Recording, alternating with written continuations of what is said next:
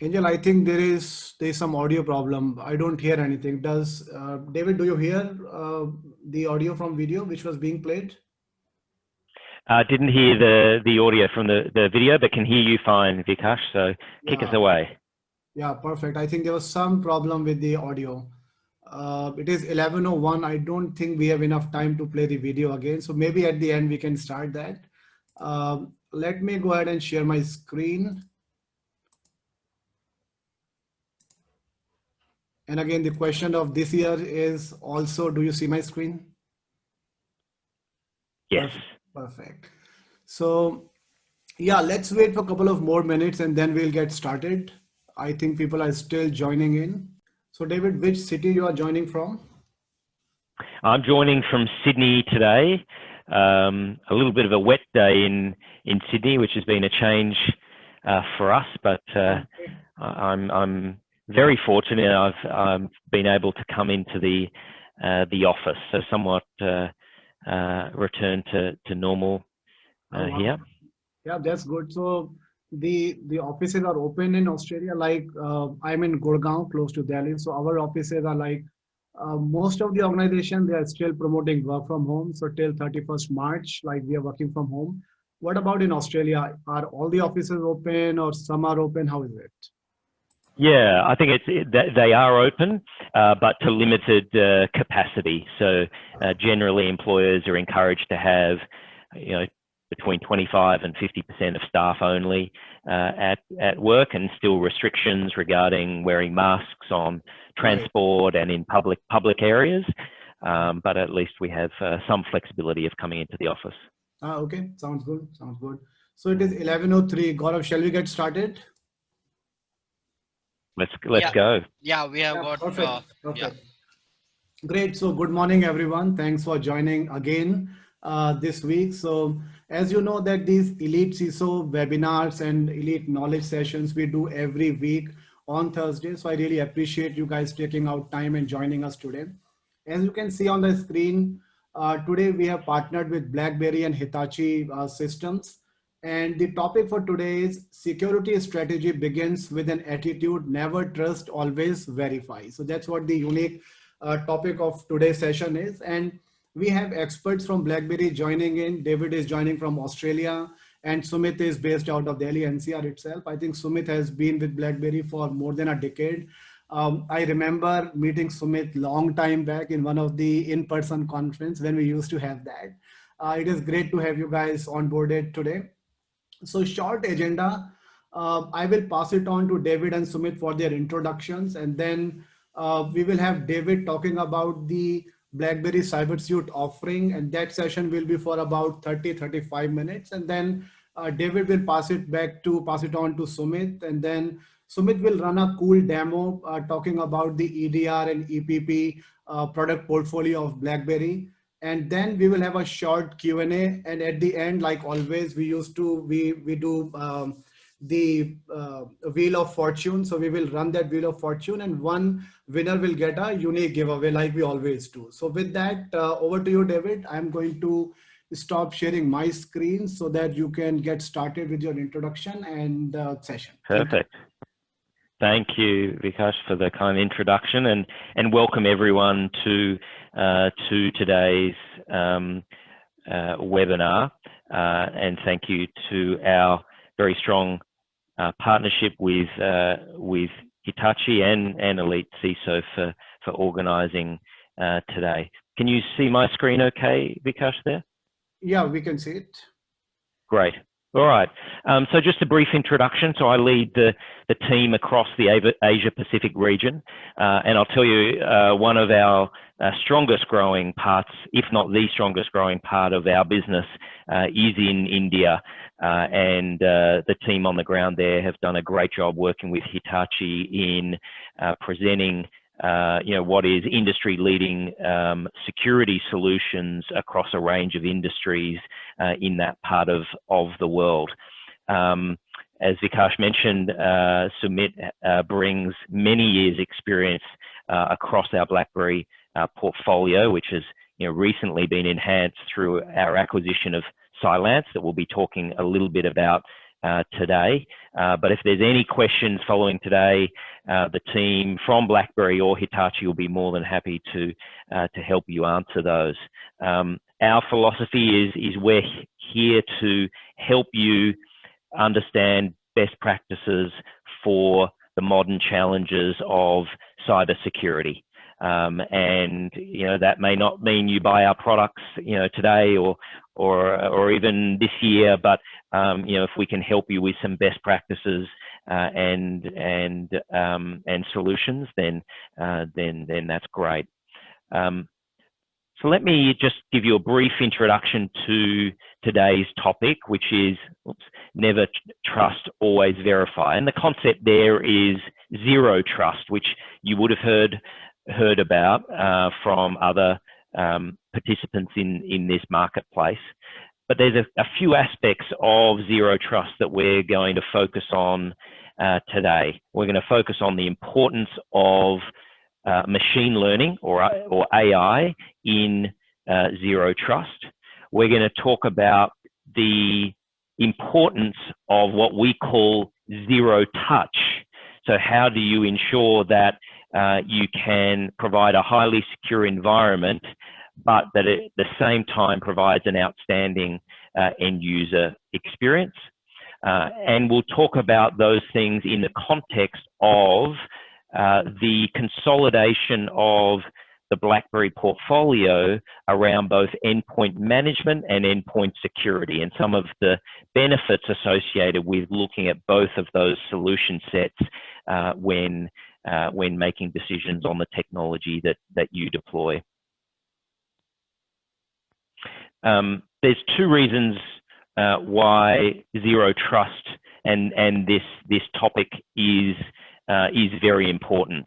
The first is that the complexity of your environment continues to increase as the number of devices that are deployed, both that you own and that your end users own and use, the types of data and applications they use on those devices. That complexity brings risk, and the fact that more than a third of incidents or data breaches result from internal breaches. And that's not to say that you necessarily have malicious employees, although you may do, but you may have careless or careless employees or employees that do not follow best practices regarding security, and therefore that concept of zero trust becomes so important. Before I go into that in a little bit more detail, I thought I'd share with you a bit of background on what Blackberry does today, because for some of you, you may know us as a devices company. You may be on this call out of interest around the Blackberry story. But to boil it down into simple terms, our job, our focus is cybersecurity, but focused around endpoints. So protecting endpoints, whether that's desktops, laptops, mobile devices, IoT devices. In doing so, we protect your business intellectual property, your assets, etc. We also have a focus on protecting people. There's two aspects to that. One is that by protecting your intellectual property and your data, we in turn protect the privacy of your employees. We also have another part of our business that is focused on crisis and critical communications that we won't talk about today, but another important topic area to protect the physical security of your staff. And we've got to that point through an amazing transformation process over the last 7 years, from our smartphone business and through significant ongoing investment in research and development and a number of very strategic acquisitions. In the early days, good technology. In most recent times, the acquisition of Cylance, really positioning us now as a leader in what we and the industry is increasingly calling unified endpoint security. And some of the credibility we have in that space include that we have more than 500 million endpoints under management. And part of that happens to be 175 million cars in the endpoint space or IoT space. And we work with a range of government, banking and finance, pharmaceutical companies across the globe, and certainly in India as well. And with all that R&D and those acquisitions, we're now at a point where, for example, Frost & Sullivan have assessed that we can help enterprises secure 96% of their threat landscape.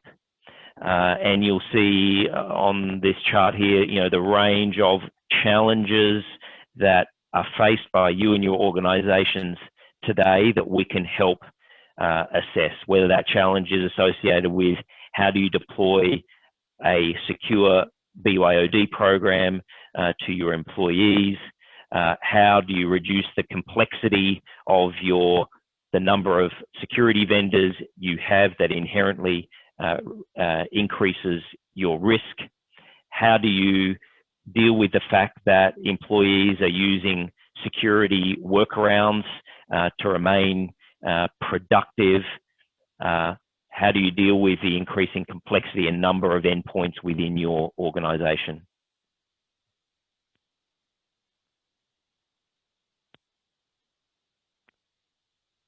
And again, we work with all the top governments, banks, automotive companies, and work with a range of ISV partners, strategic alliance partners, and in this region have a very strong partnership with Hitachi, and some very strong customer stories that we can certainly share with you one-on-one, where combined we've helped organizations significantly improve their cybersecurity resiliency. So let's come to this, the concept of zero trust and the importance in providing effective security. As the term sounds, the model Xero Trust really means that by default, you trust nothing or no one. Now that can be confronting to employees because it implies that you don't trust your employees, but as I said, that is not necessarily the case. You may not trust your employee's device because that employee's device may have become compromised due to no error of theirs or no intention of theirs. Xero Trust is critical and in principle adapts to environmental changes as you onboard new users, as you onboard new devices, new apps, and new technologies. If you have a fundamental philosophy of Xero Trust as you deploy those technologies, then you have a much stronger security resiliency within your organization. And it is a combination of processes and technology. We will focus on the technology today, but certainly across services that Hitachi provide that surround our technology and that may be required in your organization, including selection, for example, of new applications, processes become important as well. A couple of the key assumptions around Xero Trust is that there are always external and internal threats on the network. And therefore that Xero Trust assumption has to apply to protect your organization from those threats. And those threats can be behind the firewall, not only external to your organization. And that you need to authenticate, continuously authenticate and authorize with dynamic policies to limit what access you provide on an as required basis, not only at the user basis, but also on the device and network basis as well.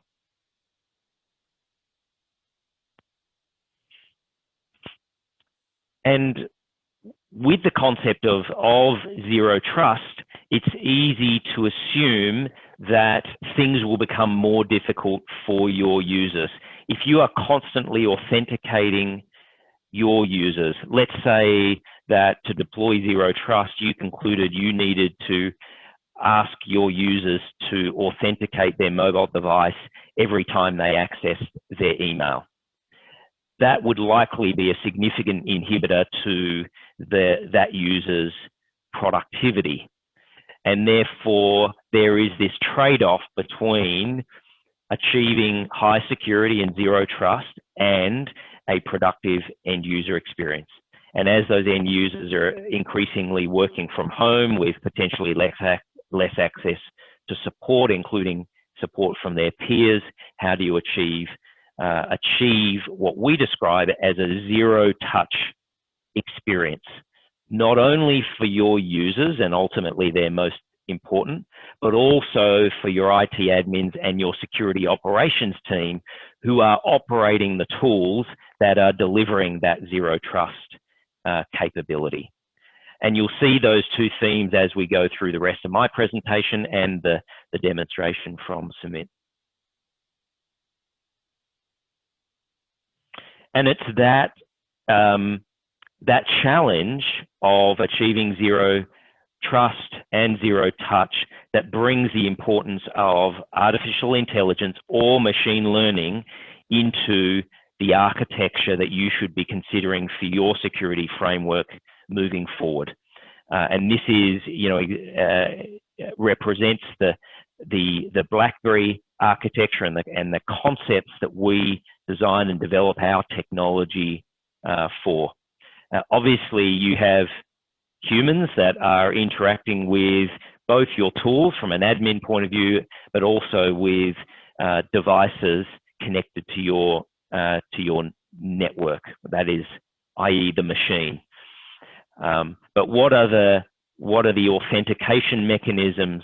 What is the monitoring? What is the policy setting that can ensure that that human is constantly verified. That machine is constantly verified to ensure that it is only trusted users, only trusted data and applications that have access to critical resources within your organization. And you'll see a few concepts here that are critical to that artificial intelligence capability that you'll see further today. One is behavioral analytics. So how can you leverage all of the behaviors from that human as they interact with that machine that can give you insights to that human's identity.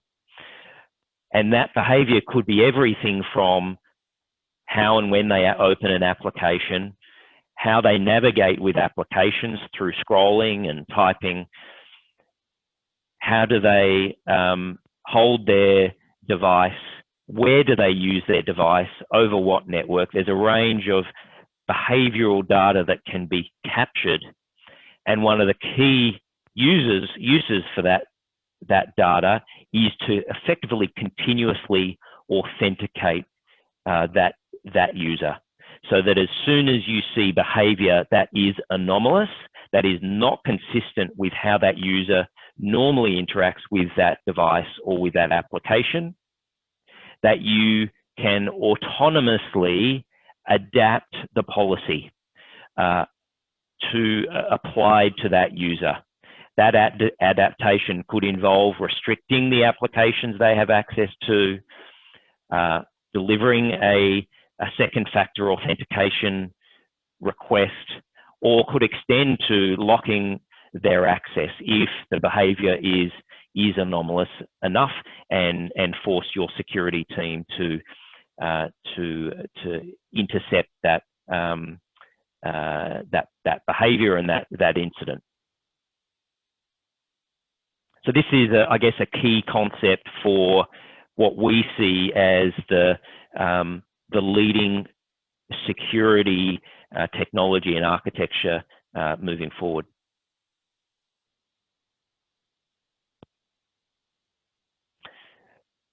There are a number of other benefits associated with artificial intelligence and its use in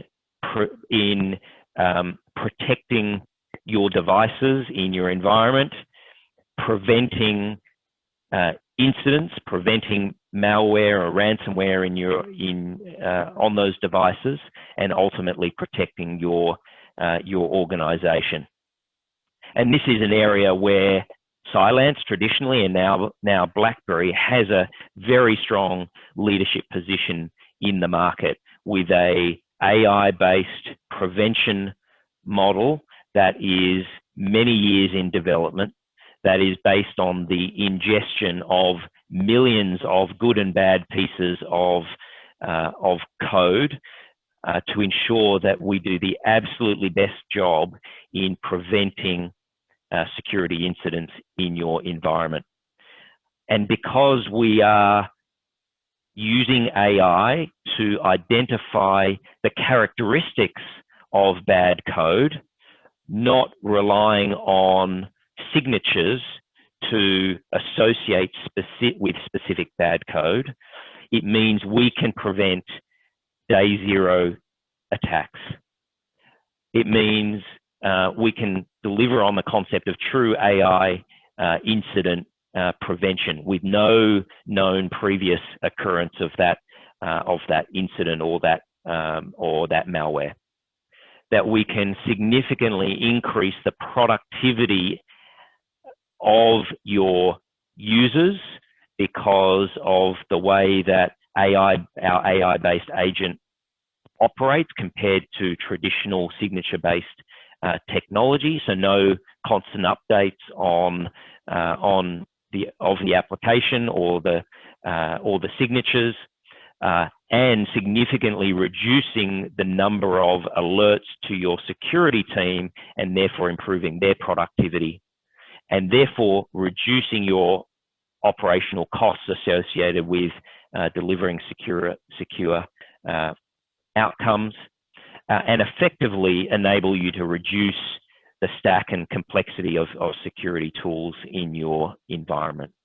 So as you consider technology moving forward, increasingly, machine learning and artificial intelligence will play an important role in your considerations.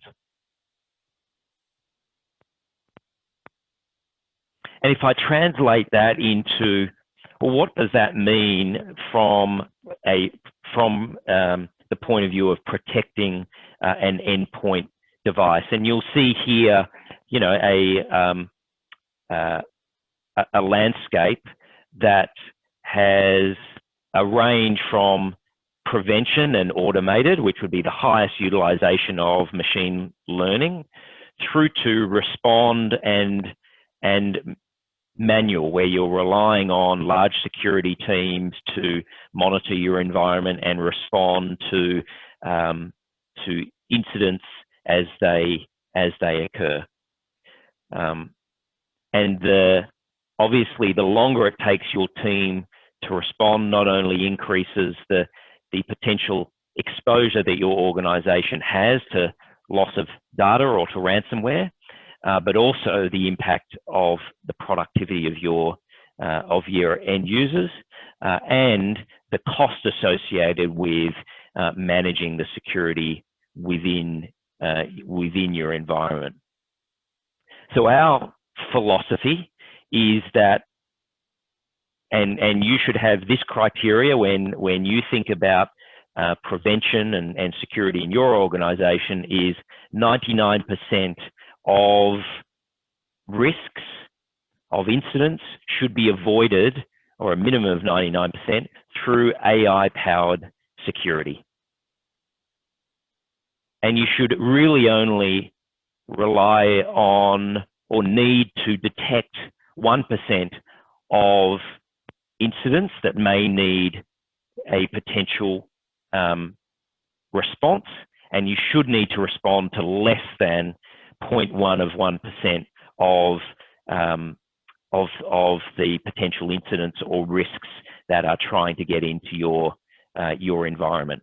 And where our competitors are very much still focused on the detect and respond part of the equation, based on our strength on prevention and leveraging AI and machine learning, we are very focused on prevention. That does not mean that we don't do detect and respond. We do an outstanding job of that.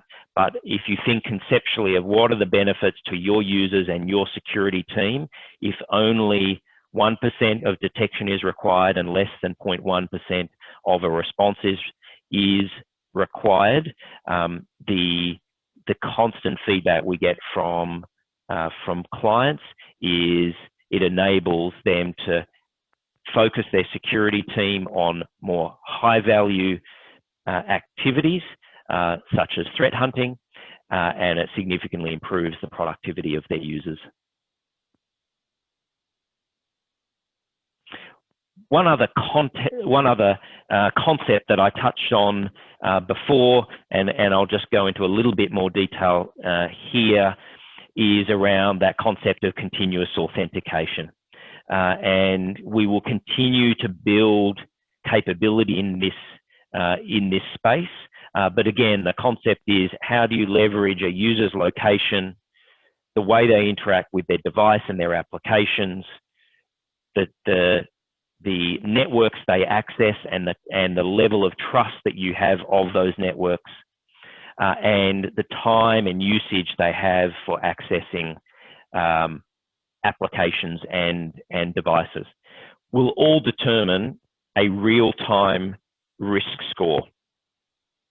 And based on our best practice, a mix of our best practice and your policies, based on that risk scoring, you can autonomously adjust policy decisions in your environment, grant access to specific applications or remove access, issue a challenge, a second factor authentication, for example, or another challenge, auto alert and remediate via your security team are only some of the options in doing that. I just want to touch on briefly an extension of that discussion around endpoint security and endpoint management. We constantly hear from customers that they have too many vendors in their environment, which causes complexity of management as well as potential security risks. There is research that suggests that organizations will increasingly look for consolidation of endpoint management into a single console. Add to that the fact that mobile devices are becoming more prevalent, more applications and data are available from mobile, but traditionally endpoint security has been focused on desktop. So looking for a vendor that can support you securing all devices in your environment, not just one category of devices through a single console. And as IoT devices, including wearables or manufacturing IoT devices, become increasingly prevalent in your environment, ensuring that you have technology and platforms that can support that extended use of technology. And as I mentioned previously, with the acquisition and now integration of our traditional Blackberry portfolio and the Cylance portfolio, we are in a unique position to, again, share with you best practices around endpoint management and endpoint security to help you bridge the gap between Xero Trust, again, the optimize security, trusting no device or no user in your network, but doing it in a way that does not impact or in fact enhances user productivity. And it's that concept that we will continue to invest our research and development and capabilities in moving forward. So with that, I'm going to hand over to Sumit to give you a closer look at some of these concepts and technologies, and then there'll be opportunity for questions from there. I'll hand over to you, Sumit. Thank you, David. So let me share my screen.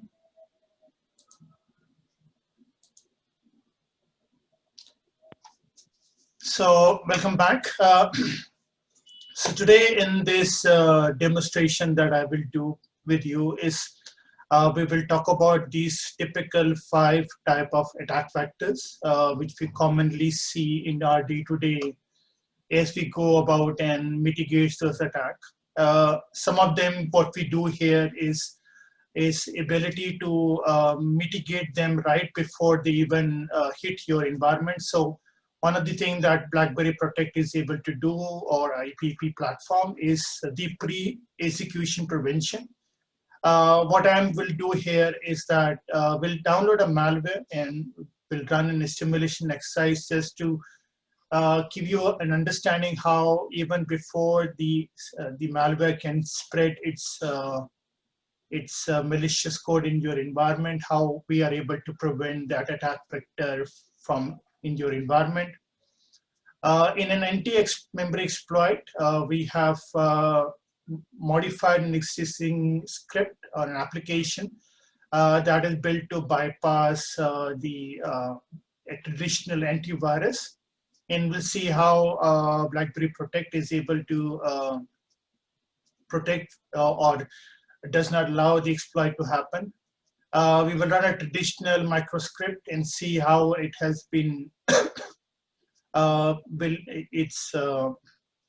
it can handle the Protect can handle the attack vector from a script perspective.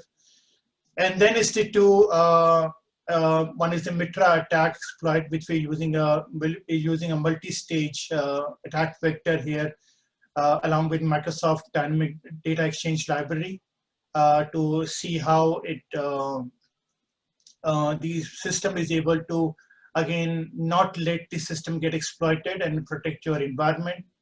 And then finally, we will do a multi-stage attack vector, which is also known as living of the land, a technique used by a lot of hackers in using whatever resources is available on a particular machine and using it well in a combination of both JavaScript and Run32 DLL to run the exploit. So with that, let me share my demo environment with you. I hope you can see my screen in the demo environment. So here, what we have done. Not yet, Sumit. We cannot. We can see the presentation. Okay, 1 minute.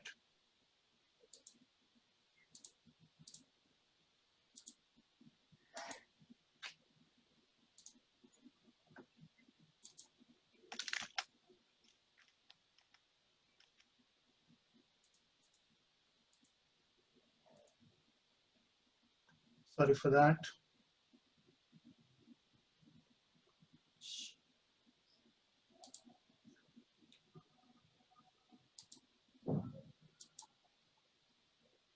Okay, I hope everyone can see it. So what we have done is, what I've done here is that I have two machines lined up for you. One is typically a victim environment, where we will see how malware is exploits in your environment. And then it's my platform where I've used the Blackberry Protect, which is currently running here on the right-hand side. We'll see how that is able to protect your platform. So first, let's play the victim role here. So up till now, what generally happens is that your user goes to a typical platform or an environment, and he goes and downloads unknown ransomware or malware in the platform. And in scenario there, you certainly see that you go to a site where you are unaware of the site capability to damage you, and you generally go to this malicious environment. And this could be a fake bank environment, or this could be a replicated environment, generally what we see in day-to-day. So this is what we are presenting here, is that you go to a bank and the bank presents you with a security alert, and you unknowingly download this patch, and you keep this in your, and because the patch says that you need to, the system says you need to run this patch in your environment, because it's mandatory before the bank can allow you to log in, and you unknowingly go and run this patch. And the moment you run this patch, you are not aware of this patch capability, and suddenly everything becomes blank, and you're not sure what is happening in the in your environment, and you're hit with a ransomware attack. And this is the point where the system has got exploited, and you are supposed to give millions of dollars of money to your platform, and you just don't know, because one, you never knew the kind of attack vector, because a lot of time the malicious code or the attack vectors that you're getting in your environment, you completely could not be aware. And specifically mostly in signature-based environment, or environment where you are relying on hash value or a SHA value, you just do not keep up with those pace. And as David was saying, that most of the time the antivirus team, or the team that is supposed to manage, is constantly updating your platform, and even a small delay or a kind of a mislook on one of the machine which has not been patched or deployed, that could cause havoc in your environment. And that is where you get typically typically logged on with this ransomware or this malware or any kind of malicious code down that has launched into the environment. One, it is there in your environment. You pretty much have to go through a various process of incident and containment to ensure your whatever data, if has been lost, it's been lost, or whatever is recoverable is recoverable. Now, having said that, now let's come to the platform where you have deployed the Blackberry Protect, and we will go through the same process.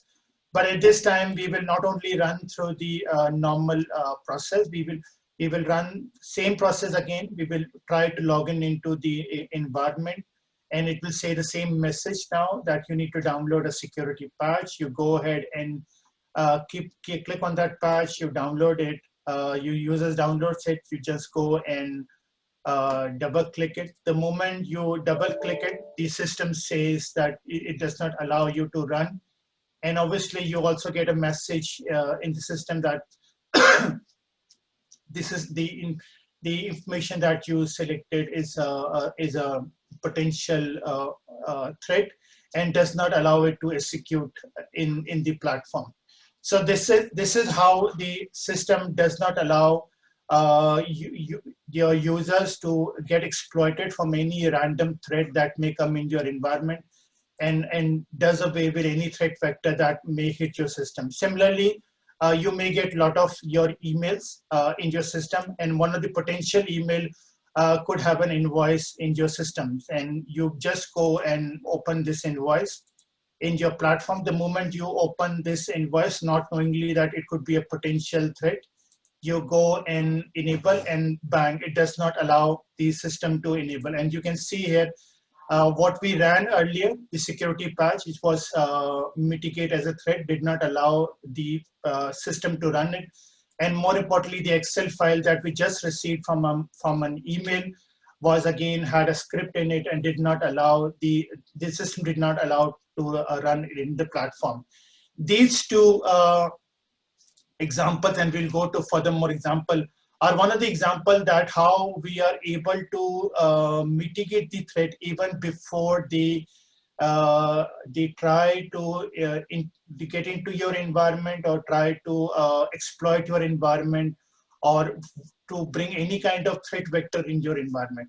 Let's go further, and we'll keep more example here. And the other example we're going to bring is that we just download another example, one of the more application from the same bank side. Now this is an application that is designed to bypass the traditional antivirus, because we have given that capability using various tools. Now what I'll do is I'll just go and double click it. It is supposed to do a memory exploit. And the moment I run this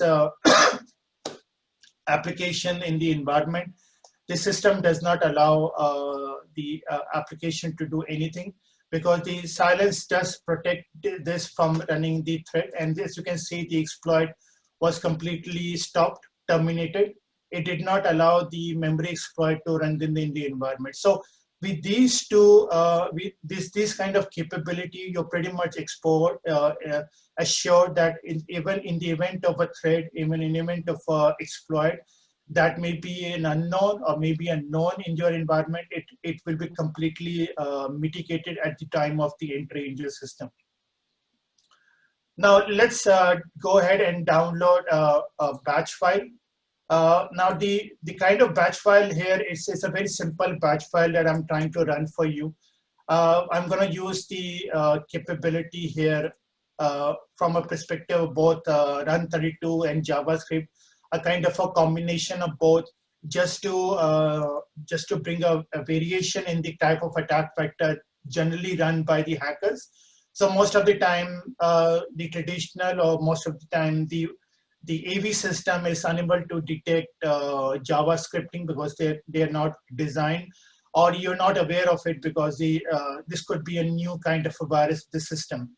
Now, in this case, if I run this patch file, knowing that it's a potential system, the system detects it and does not allow the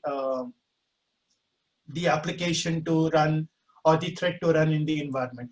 In both the cases, the system detects and mitigates the environment from running. So as you can see, the script, the event got blocked, and it did not allow the payload to run in your environment. So these kind of capability is that the system brings to you, gives you a very comfort factor, and because all this are done automatically without the need for a kind of a user intervention or a kind of a lookout from a security team, that is not required. And as David said, the resources can be therefore deployed to do more high value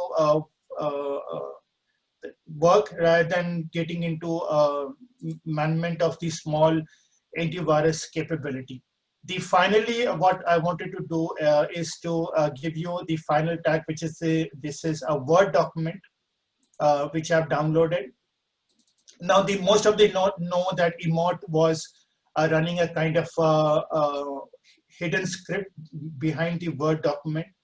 And you generally get these kind of Word document which you are not aware that this could be a potential threat or a potential virus in your document, and you go ahead and click this attack vector, and moment you try to enable any kind of services, and if the script has a malicious script running behind the Word document, again the Blackberry Protect is able to does not allow the potential Word document to run, or the potential script which is sitting in the Word document to run, and you can completely be rest assured that whatever attack vector that was coming in your environment has been completely isolated and shut down from running in your environment. So let's now go and look into my console.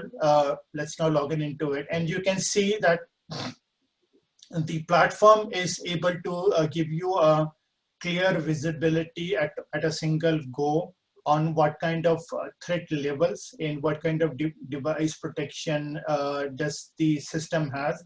And as you can see on the right hand side, under the threat, that I ran a Microsoft security patch with the KB, which was a potential threat.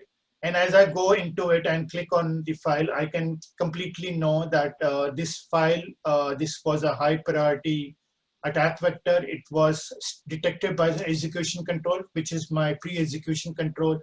And the classification to that particular document was a potential malware or ransomware, and which is why the system detected it and did not allow the potential threat to run in the environment.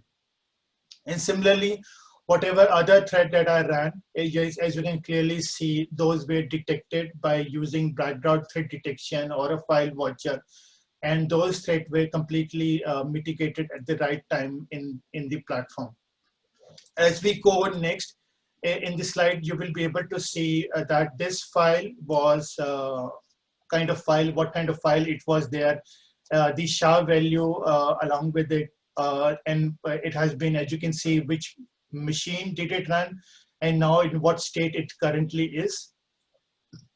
So to say, it is currently in the state of quarantine in the platform. Now, as I click on the machine, I'll be able to see various information about the machine, the kind of host name or the agent version currently running, what IP address it currently has, the threat activities on this machine, the exploitation attempt done on machine, the script control, the external devices, all that information I'll be able to see at one glance in the console itself. And obviously, as you can see, you can also align your endpoints to various policies, various zone within your environment. So you can have zone on a department wise, you could have zone basis your threat level, you could have policy defined as per your threat assessment that has been done or in your environment by the relevant team.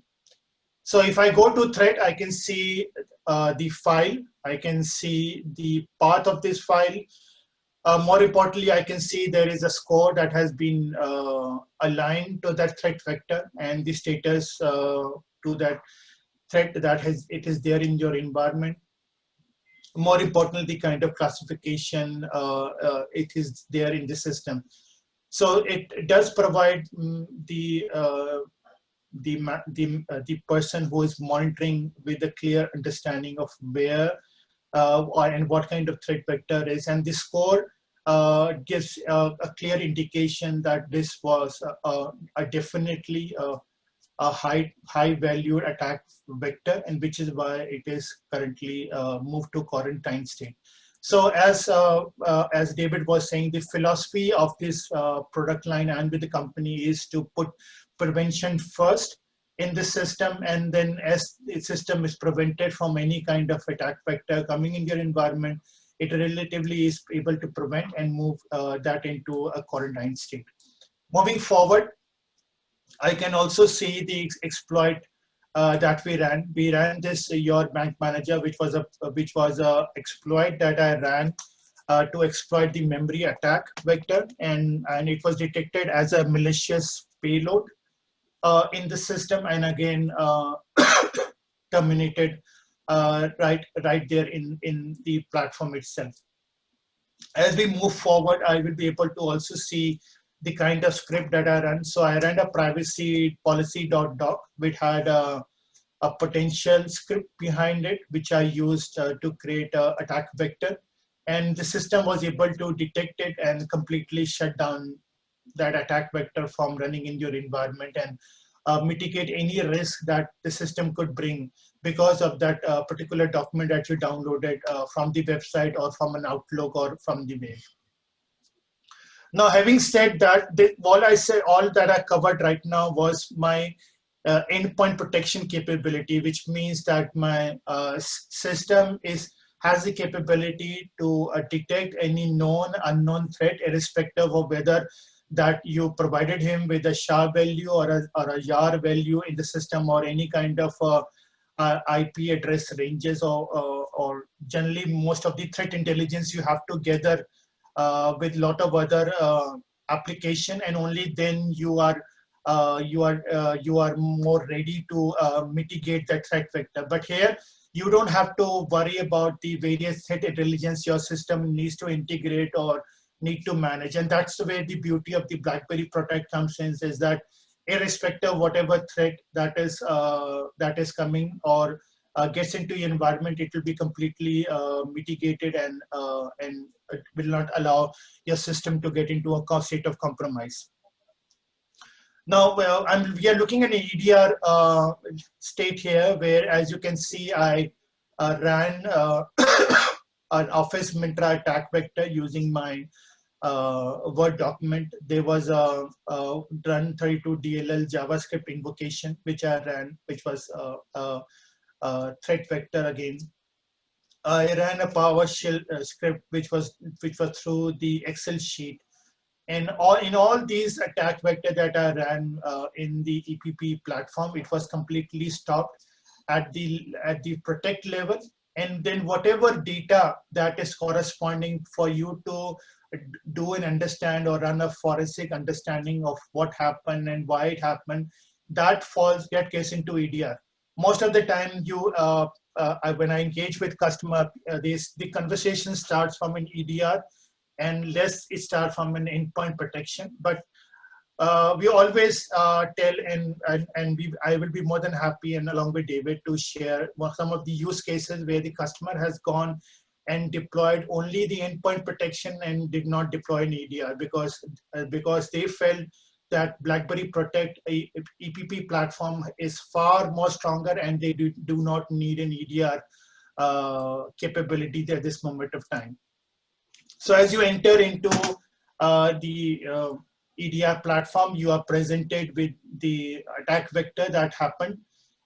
You provide with the information about when the event happened, the event detection, the process that ran through it. And then as you go next into the process, you're provided with various information about the process, the command line that entered into the process, and the various SHA value or the various target that you may need to understand why from a perspective. And more importantly, as you can see, I ran a Word document, which was a privacy document. And under the privacy document, there was a invocation script of running a PowerShell, which was calling an IP address of 10.101.101.11. And it did not allow that Word document to run and was completely terminated. So you get a complete understanding of what's happening with the platform. And also you have a complete visibility from an EDR perspective. And then you can take a understanding of which investigation process or why that investigation process were there and how the target process happened and why it got terminated in this system. So all this capability adds you to, gives you a fairly 360-degree situational awareness, starting from the endpoint protection to the understanding of where the threat was and how the threat was mitigated, and what all processes did it try to invocate in the system before it got terminated in the platform. So this is what the short demo was, and I hope the demonstration has been useful for your understanding. But if anyone needs to have a more detailed understanding, I'll be happy to do another demonstration or more in depth analysis of the demonstration. Thanks, Sumit. Great demo. So let me wear a CIO or CISO cap now, and let me ask you this. So downloading EXE, downloading batch file, that is like ancient, right? Nobody does that. I've seen that, right? If you deploy basic, hardening like app locker, SRP, and maybe script execution is not happening, in that scenario, how will you place silence? And let me add a little twist. So let's say SolarWind hack, everybody knows, right? Yeah. It's a supply chain attack. So instead of talking about EXE getting blocked and scripts getting blocked, how do we address something like SolarWind that got breached and it impacted millions of organizations? So how do we address that? Good question, Vikas, and I'm very happy to have that question tabled to me. See, a lot of time what happens is this blocking a script or blocking of executable or potentially unwanted program is a normally anyone can do, or even a traditional antivirus system can handle. Right. But what really happens is that you are not aware of where your users are doing in the system, because as the whole threat vector or the threat environment that you're currently working, or your environment, you have given a traditional platform or traditional AV support to your endpoint, saying that, okay, Mr. User, this is the AV that you have, and I have put down various DLP controls and USB controls, and I've shut down every physical or data access to the environment to which the system can be hacked or put into it. But the one thing that that most of the time I've seen, even as an ISO auditors also, is that most of these organizations forget that apart from this physical or this executable lockdown, there is a lot of these files which are hanging around in the system, and these could be freeware, these could be driver updates, these could be kind of application that you're not aware of it. Right.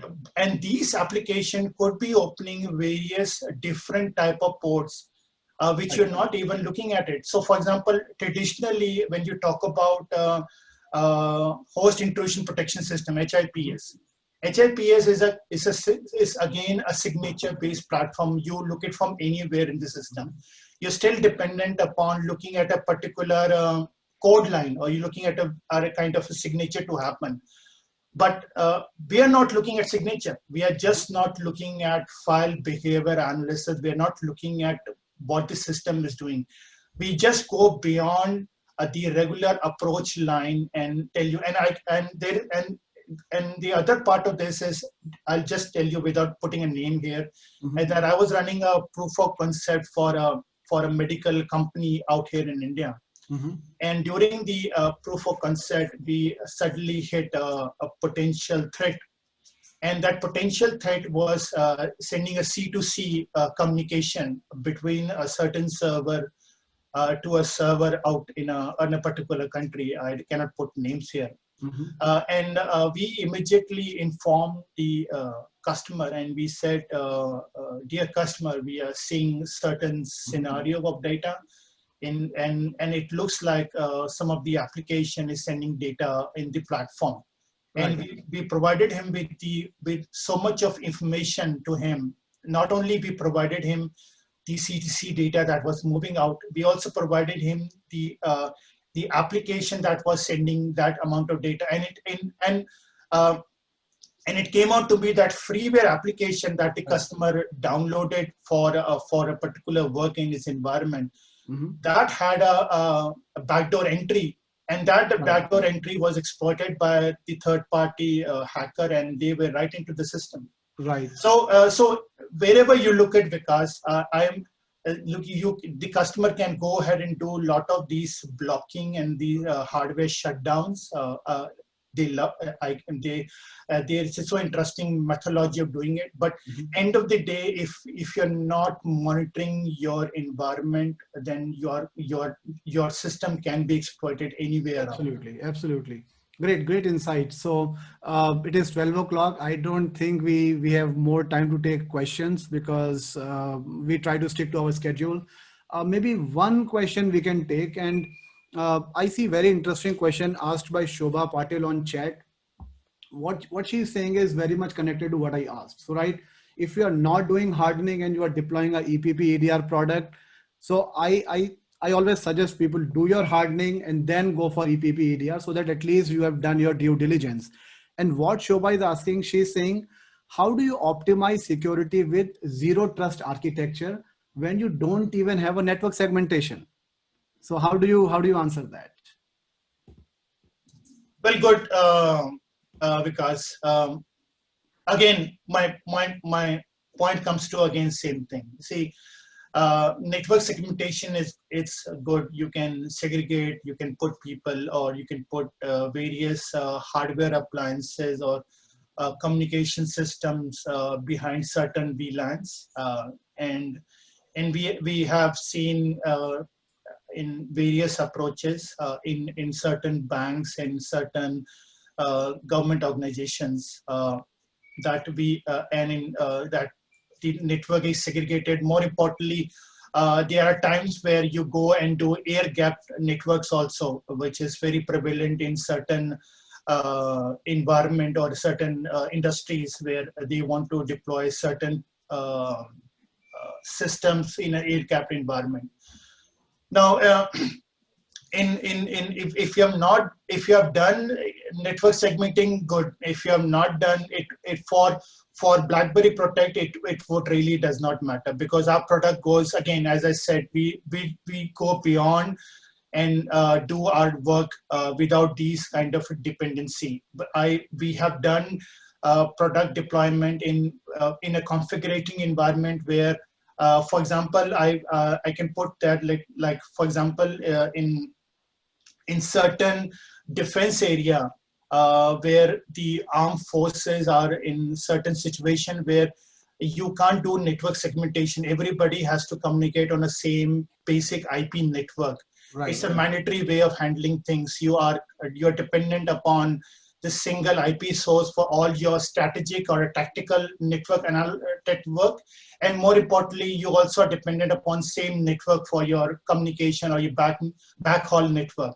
There, the network segmentation may not work, and in that scenario, if the need is to protect the network, then how do you do it? Then you are not going to do network segmentation. You have to deploy the product there, and in that scenario, the Blackberry Protect again has no dependency on whether you've done hardening, not done hardening, you've done network segmentation, does not matter. We can go straight and do the deployment, and it works perfectly for the customer. Perfect, sounds good. And sorry for the rush, we are out of time. So guys, thanks for joining in. Let me show you quickly where do you download your certificate. So if you go to Elite CISO website, and you see my screen, right, guys?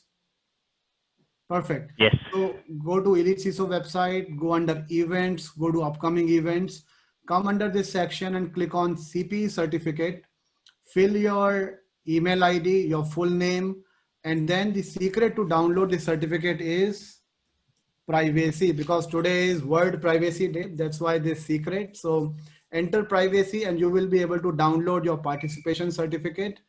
And remember, it is all small case, not capital, not full capital, not P capital, because I see those errors happening all the time.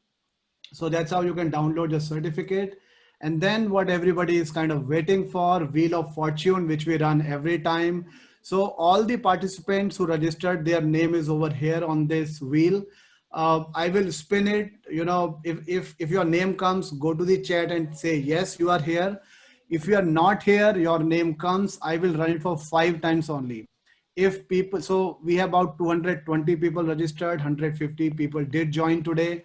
So even if I run for 5 times, your name is not there, the gift will be mine. Okay, so I'm going to run it now. Let's see who the lucky winner is. Okay, so first one is Sandeep Shah, CIO Club of Gujarat. So Mr. Sandeep, are you there? If you are here, go to the chat and type, yes, you are here. Okay, going once, going twice, gone. I'm okay. Sandeep Shah, you are here. Oh, very nice. Wonderful. Great. So Mr. Sandeep, give me a buzz over WhatsApp and we will send you a charcoal grill. That's what we are giving away these days. So with that, thanks everyone for joining in. Thanks Hitachi Systems. Thanks Blackberry team. Excellent session, guys. Thank you very much. Thanks, Vikash. Thanks, everyone. Bye. Appreciate it. Thank you, everyone.